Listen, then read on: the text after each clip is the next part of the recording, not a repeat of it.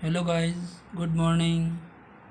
सिद्धार्थ शिक्षा सदन, senior secondary school, Sojat road, कक्षा 7, विषय सामाजिक विज्ञान, अध्याय 3, दिल्ली के सुल्तान का पार्ट 2 आज हम पढ़ने जा रहे हैं।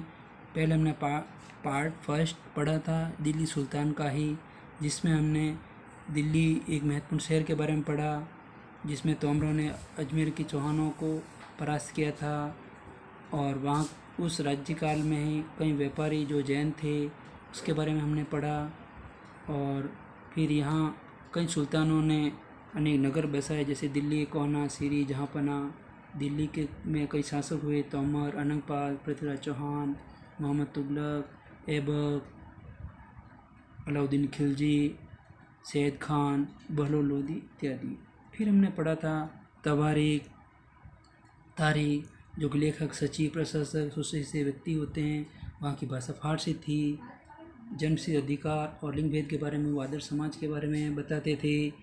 और फिर इल्तुतमिश की बेटी रजिया सुल्तान, जो 1236 में सिंहासन पर बैठी, 1240 में उसको हटा दिया गया, जो कि इतिहासकार मिन्हाज सिराज ने कहा था। गैरिसन, भीतरी प्रदेश के बारे में भी हमने पढ़ा। सल्तनत को किन किन ने बचाया, ये भी पढ़ा। फिर हमने पढ़ा था मस्जिद, जो कि अरबी शब्द है, ऐसा स्थान जो मुसलमानों के अल्लाहों की आराधना में सजदा करते हैं। विद्वान पुरुष को इमाम भी कहते हैं। इसी के साथ आज हम आगे भी पढ़ेंगे, जो कि अपना टॉपिक है खलजी तुगलक वंश के बारे में। तो बच्चों ध्यान देना कि हमने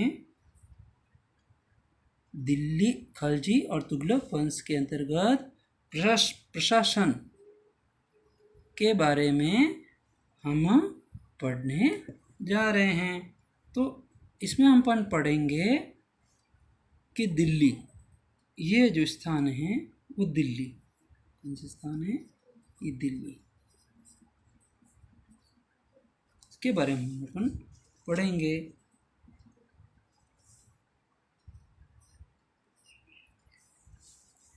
कि खलजी और तुगलक वंश के अंतर्गत प्रशासन और समेकन नज़दीक से एक नज़र के किस प्रकार दिल्ली के जो प्रारंभिक जो सुल्तान थे, उन्होंने विशेषकर इल्तुतमिश सामंतों और जमींदारों के स्थान पर गुलामों को सूबेदार नियुक्त करते थे। इन गुलामों को फारसी में बंदगाह कहते हैं। क्या कहते हैं? बंदगाह। अब अगर पूछा जाए कि बंदगाह किसे कहते हैं, कि इल्तुतमिश सामंत और जमींदारों के स्थान पर इन्होंने, विशेषकर इल्तुतमिश सामंत और जमींदारों के स्थान पर वह अपने गुलामों को सूबेदार नियुक्त करते थे, और इन गुलामों को फारसी में बंदगाह कहते हैं। इन्हें सैनिक सेवा, सबसे बड़ी बात है कि इन्हें सैनिक सेवा के लिए खरीदा जाता था। किसके लिए खरीदा जाता था इनको? सैनिक सेवा के लिए। उन्हें राज्य के महत्वपूर्ण राजनीतिक पदों पर काम करने के लिए प्रशिक्षित किया जाता था कि वो उस काम को ढंग से कर सके। ये पूरी तरह से अपने मालिक और सुल्तान पर निर्भर रहते थे। किन पर? अपने मालिक या सुल्तान पर निर्भर रहते थे और उन्हीं पर पूर्णतः विश्वास भी करते थे।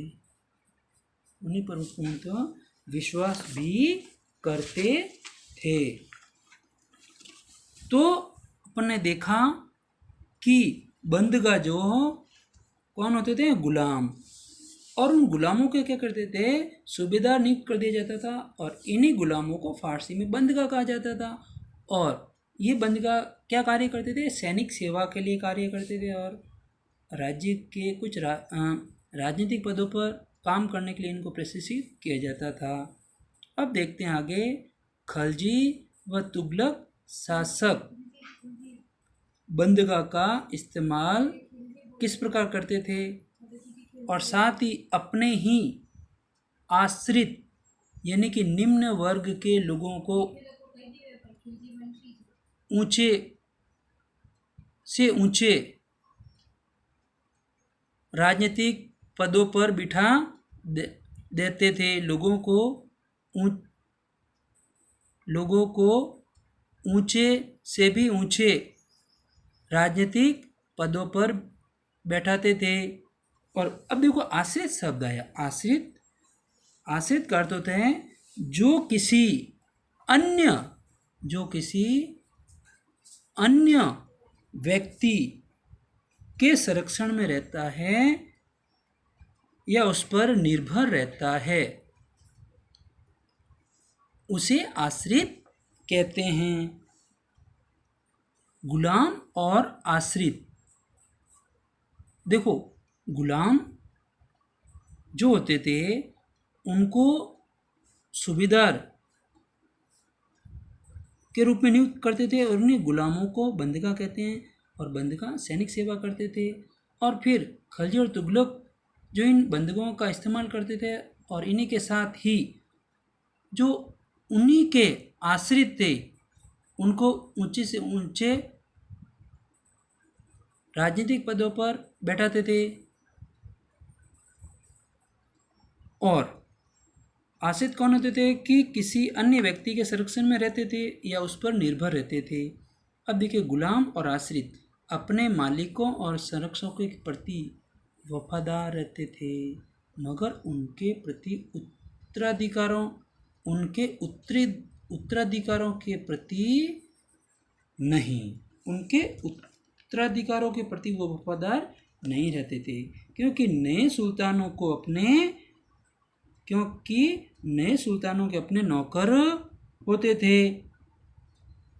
फलस्वरूप किसी नए शासक के सिंहासन पर बैठते ही नए और पुराने सरदारों के बीच टकराव होती थी। सुल्तानों द्वारा निचले तबकों के लोगों को संरक्षण दिए जाने के कारण उच्च वर्ग के लोगों को धक्का लगता था। यहाँ क्या था कि उत्तराधिकारों के प्रति वफादार क्यों नहीं होते थे कि उच्च वर्ग हमेशा ही इन गुलामों व आश्रित लोगों के प्रति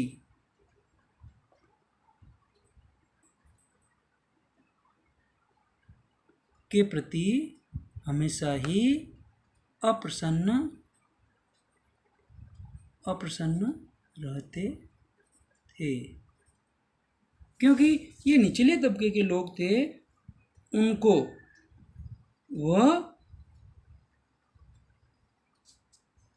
उच्च वर्ग में नहीं देखना चाहते थे। इसलिए अब देखिए आगे, खलजी व तुगलक शासकों ने सेना नायकों को भिन्न भिन्न आकार के खिलजी व तुगलक शासकों ने सेना नायकों को भिन्न भिन्न आकार के इलाकों के सूबेदार, यहाँ क्या कहा, इलाकों के सूबेदार के रूप में नियुक्त किया। इन्हें इक्ता कहते हैं। क्या कहते हैं इनको? इक्ता। अब अगर प्रश्न आ जाए इक्ता किसे कहते हैं, इसका मतलब हुआ कि सेना नायकों को भिन्न भिन्न या अलग अलग आकार या भागों इलाके यानी कि क्षेत्र के सूबेदार के रूप में नियुक्त करते थे। और ये इलाके, ध्यान देना, ये इलाके या क्षेत्र क्या कहलाते? इक्ता कहलाते थे। और इन इक्ता को संभालने वाले अधिकारी इन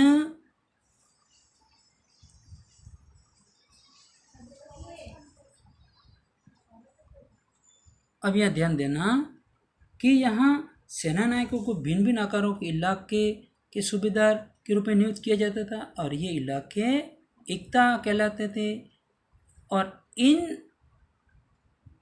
इन्हें संभालने वाले अधिकारी क्या कहलाते?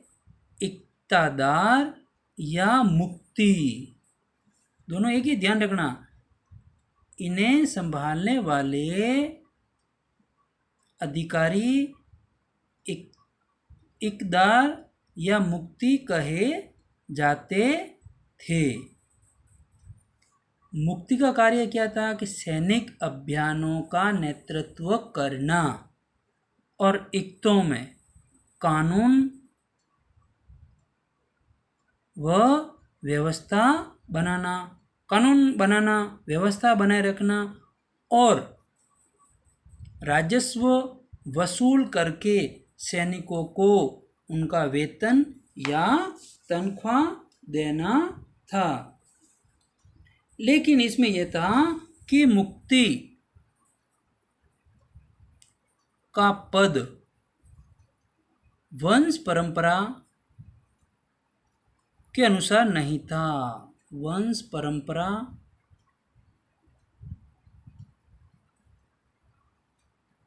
से नहीं था कि मुक्ति का बेटा ही वापस मुक्ति बनेगा, ये नहीं था। इसमें क्या था कि उनको एकता के लिए थोड़ा थोड़ा समय दिया जाता था और फिर उनका स्थानांतरण कर दिया जाता था।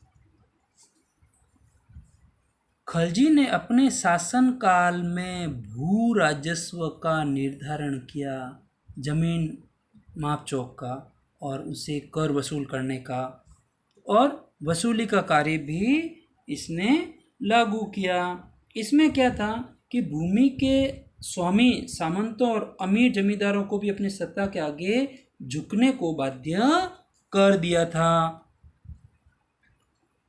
और फिर इसने भू राजस्व के निर्धारण और वसूली के कार्य को राज्य में नियंत्रण किया, जिससे कि क्या हुआ कि स्थानीय सामंतों से कर लगाने का अधिकार भी छीन लिया गया। अब देखिए, अलाउद्दीन खिलजी ने 3 प्रकार के कर लगाए। कितने प्रकार के? 3 प्रकार के कर लगाए। पहला कर था कृषि पर, जिसे खराज कहा जाता है। क्या कहा जाता है? खराज। कृषि पर जो कर लगाया जाता है उसे क्या कहते हैं? खराज। खराज क्या होता है? किसान की उपज का, किसान की उपज का, किसान की उपज का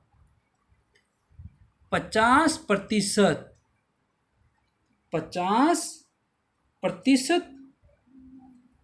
जो होता था वो कर के रूप में उन्हें देना पड़ता था। मवेशियों यानी कि पशुओं पर भी कर लिया जाता था और घरों पर भी कर लिया जाता था, यानी कि जिस घर में जो निवास करते हैं उन पर भी कर लिया जाता है। 3 प्रकार के थे। कृषि पर, जिसे खराज कहा जाता है, और खराज में क्या था कि किसान की जो उपज होती थी उसका 50% टैक्स के रूप में कर देना पड़ता था। फिर मवेशी यानी कि पशुओं जानवरों पर भी टैक्स था और घरों पर जिनमें वो रहते थे। अब देखिए आगे कि यहाँ अपन देखते हैं कि कई बार क्या होता था कि गुलामों और आश्रितों को, यहाँ ध्यान देना कि गुलामों और आश्रितों को उच्च पद पर सिंहासन पर बिठा दिया जाता था, तो उच्च वर्ग के लोग थोड़े नाराज हो जाते थे और फिर नए और पुराने सरदारों के बीच में टकराव होता था। और इन सरदारों के बारे में इब्न बतूता, देखिए नाम आया इब्न बतूता, जो कि अफ्रीकी देश के मोरक्को से 14वीं शताब्दी में ये इब्न बतूता नामक यात्री भारत आया। अब आ जाए प्रश्न, इब्न बतूता भारत कब आया? कि 14वीं शताब्दी में। किस देश का था? कि अफ्रीकी देश के मोरक्को का था। ठीक है, नाम क्या था? Ibn Battuta. ठीक है, अब देखिए चंगेज खान। चंगेज खान के नेतृत्व में 1219 में, ध्यान देना, 1219 में, 1219 में उत्तरी पूर्वी ईरान में आधुनिक उज्बेकिस्तान यानी कि ट्रांस ऑक्सियान पर हमला किया था। इसके बाद चंगेज खान के नेतृत्व में मंगोलों ने दिल्ली सल्तनत पर आक्रमण किया या धावा बोला, और खिलजी, अलाउद्दीन खिलजी या खलजी और मोहम्मद तुगलक के शासन काल के आरंभ में ही चंगेज खान ने दावे बोलने शुरू कर दिए, आक्रमण करना शुरू कर दिया था। और चंगेज खान के पास विशाल सेना थी, कई बार वो सामना नहीं कर पाते थे, और ये सुल्तान थे उसकी चुनौतियों का सामना बहुत कम कर पाते थे। अब देखते हैं कि अलाउद्दीन खिलजी और मोहम्मद तुगलक ने अपने अपने शासनकाल में किस प्रकार कार्य किया। कि दिल्ली पर अलाउद्दीन खिलजी ने दिल्ली पर 2 बार हमला किया, वो 1299 और 1300 में, फिर 1302 से 1303 में आक्रमण किया। इसके पास विशाल सेना भी थी। फिर मोहम्मद तुगलक ने किया, तुगलक के शासन काल के प्रारंभिक वर्षों में सल्तनत पर हमला हुआ और मंगोल इससे परास्त भी हुए थे, और इस प्रकार इसके पास एक स्थायी सेना तैयार करना भी मुख्य बात थी। फिर देखिए दूसरा कि अलाउद्दीन खिलजी ने, जो दिल्ली के सुल्तानों ने जो कुछ शहर या नगर बसाए थे, उसमें एक सीरी नामक शहर था जिसे गैरिसन शहर के रूप में उसको बनाया, जबकि मोहम्मद तुगलक ने गैरिसन शहर के स्थान पर, यहाँ ध्यान देना, गैरिसन शहर जो कि रक्षक सैनिक टुकड़ियों का किलेबंद शहर था, इस गैरिसन शहर के स्थान पर दिल्ली के 4 शहरों में पुराना शहर दिल्ली ए कोना को पुराने शहर के नाम से भी जानते, इस शहर को खाली करवा के सैनिक छावनी बना दी, यानी कि सारे सैनिकों को वहीं बिठा दिया गया, वहीं रख दिया गया।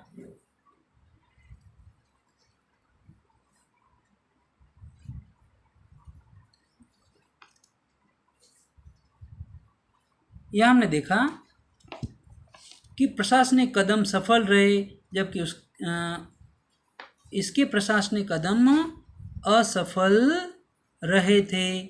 देखिए वापस कि अलाउद्दीन खिलजी ने दिल्ली पर 2 बार हमला किया, 1299 और 1300 में, दूसरा था 1302 से 1303 में। इसके पास विशाल सेना थी किसी भी युद्ध का सामना करने के लिए, जबकि मोहम्मद तुगलक के पास संसाधनों की कमी थी और उसके प्रारंभिक वर्षों में सल्तनत पर हमला हुआ, इसे मंगोल सेना परास्त हुई थी। फिर भी दूसरा था कि जो दिल्ली के सुल्तानों ने कुछ नगर बनाए थे, उसमें सीरी नामक जो नगर था वो गैरिसन शहर के रूप में अलाउद्दीन खिलजी ने बनाया था अपने सैनिकों के लिए, और दूसरा था मोहम्मद तुगलक का गैरिसन शहर के स्थान पर दिल्ली के 4 शहरों में सबसे पुराने शहर जो दिल्ली ए कोना के निवासियों को खाली करवा करके वहाँ सैनिक छावनी बना दी। सैनिक छावनी, सारे के सारे सैनिक वहाँ बिठा दिए गए, और वहाँ पुराने शहर के निवासियों को दक्षिण में बनी नई राजधानी दौलताबाद, दौलताबाद, दौलताबाद, दौलताबाद, दौलताबाद, दौलताबाद, दौलताबाद, दौलताबाद, दौलताबाद, दौलताबाद, दौलताबाद, दौलताबाद, दौलताबाद, दौलताबाद, दौलताबाद, दौलताबाद, दौलताबाद, भेजा। फिर इसमें देखा कि वो ये सैनिकों को वेतन देता था, जबकि मोहम्मद तुगलक सैनिकों को नकद वेतन देता था, जो कि मोहम्मद तुगलक मुद्रा को एक सांकेतिक मुद्रा के रूप में भी चलाता था। और फिर अलाउद्दीन खिलजी ने के जो प्रशासनिक कदम थे वो सफल रहे, जिसमें कि कीमतों में कमी और बाजार में वस्तुओं की कुशलता से आपूर्ति हो जाती थी। जबकि इसके प्रशासनिक मोहम्मद तुगलक के प्रशासनिक जो कदम थे असफल रहे थे। वह अपनी राजधानी बार बार चेंज करता रहता था, दिल्ली से दौलताबाद और दौलताबाद से दिल्ली। गंगा यमुना के दो आब में भी अकाल पड़ गया था और ये अपनी मुद्रा को भी बार बार बदलता रहता था। इस प्रकार अब देखिए 15वीं और 16वीं शताब्दी में सल्तनत, 15वीं और 16वीं सदी में सल्तनत। अब इसमें क्या था कि तुगलक वंश के बाद 1526 तक दिल्ली तथा आगरा पर सैयद और लोधी वंशों का राज्य रहा, जबकि उसके बाद बंगाल, मालवा, गुजरात, राजस्थान तथा पूरे दक्षिण भारत में कुछ स्वतंत्र शासक उठ खड़े हुए थे, और जिसमें इसी समय अफगान तथा राजपूत जैसे नए शासक समूह भी उभरे थे। अब शेरशाह सूरी, सबसे पहले शेरशाह सूरी 1540 से 1545 में बिहार में अपने चाचा के छोटे से इलाके में भी इसने एक प्रबंधक के रूप में काम शुरू किया, और आगे चलकर उसने हुमायूं को 1530 से 1540, 1555 से 1556 तक चुनौतियाँ दी और उसे परास्त भी किया। अर्थात सूरवंश का जो दिल्ली पर जो अधिकार था वो कितने वर्ष तक रहा? 15 वर्ष तक। 15 वर्ष तक दिल्ली पर सूरवंश का अधिकार रहा। और अलाउद्दीन खिलजी ने भी इसी के अनुसार इसी के तरीकों को भी अपनाया था। और फिर महान सम्राट अकबर ने 1556 से लेके 1605 तक मुगल साम्राज्य का शासन किया था। प्यारे बच्चों, आप इस वीडियो को ध्यानपूर्वक पढ़ना है, ध्यानपूर्वक सुनना है, और फिर जो ये नीचे दिए गए जो प्रश्न हैं उनको अच्छी तरह से देखना है और प्रश्न को लिखना है, नंबर लगाने हैं और फिर प्रश्नों के उत्तर ढंग से देने हैं। ठीक है? Thank you.